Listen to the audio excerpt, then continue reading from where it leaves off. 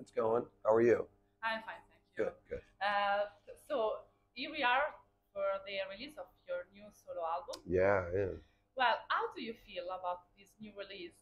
Which kind of feelings, hopes, emotions do you feel? I mean, I feel great. I'm really excited for people to hear it.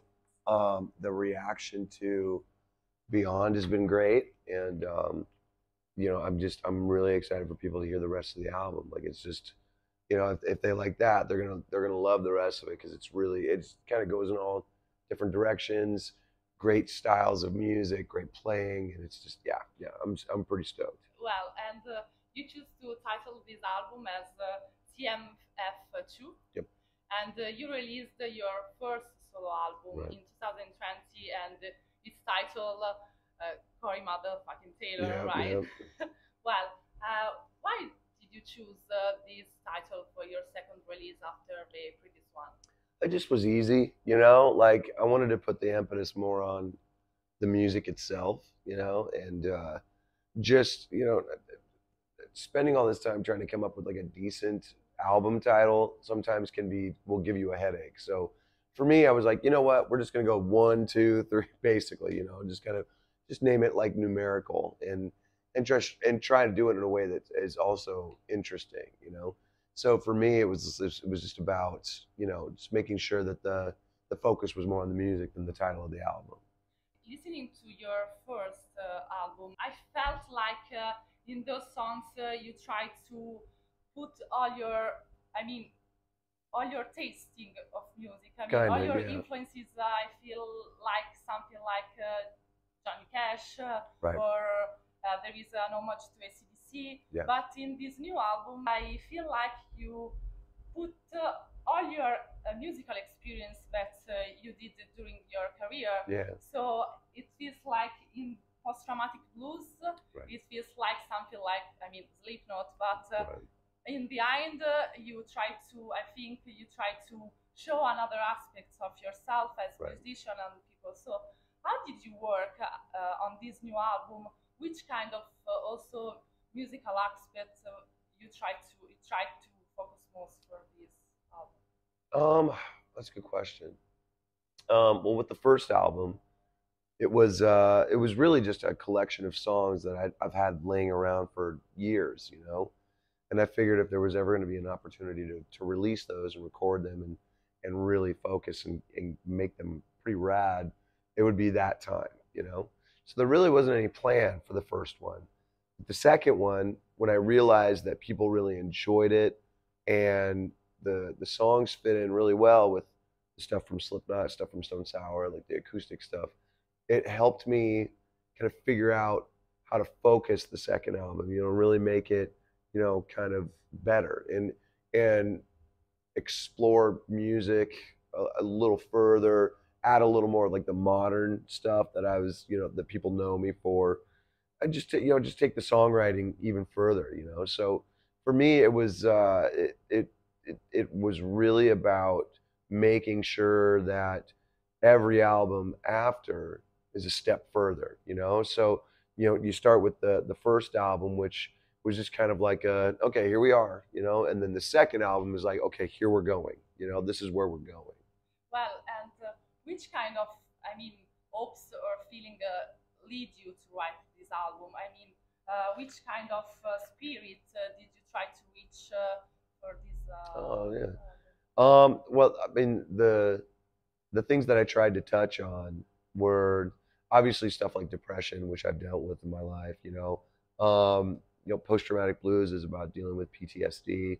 But there's also, there's stuff about my wife on there, which, I could write songs for her all day.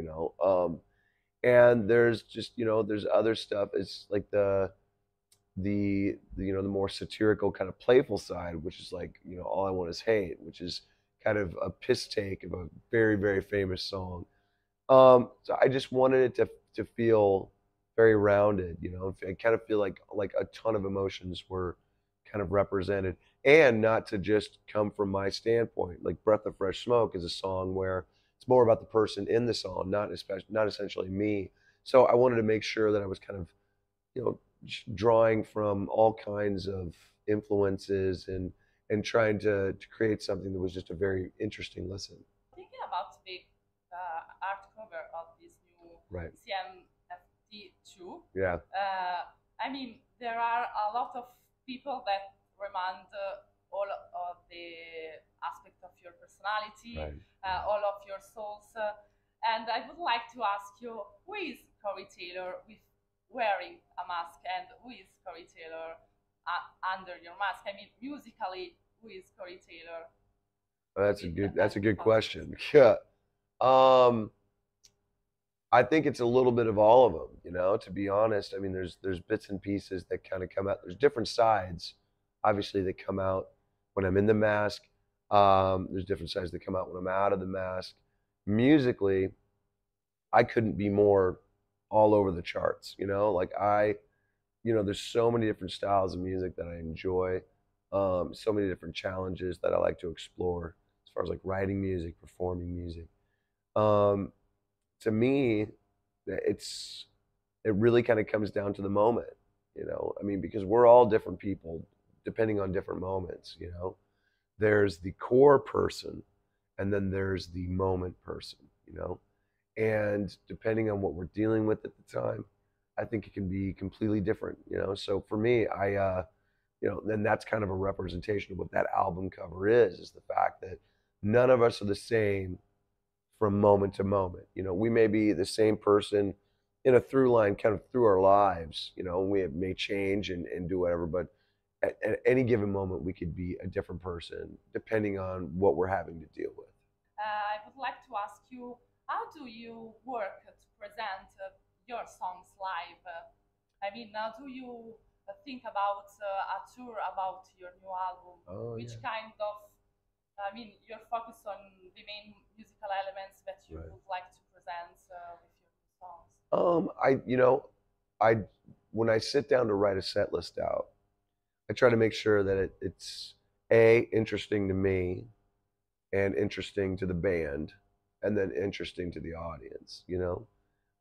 You want to challenge them a little bit, but not too much, you know, because you want them to feel like you played every song they wanted to hear, you know, and you also want it to feel like you threw in some surprises and stuff. It's like, oh, they played that one, you know.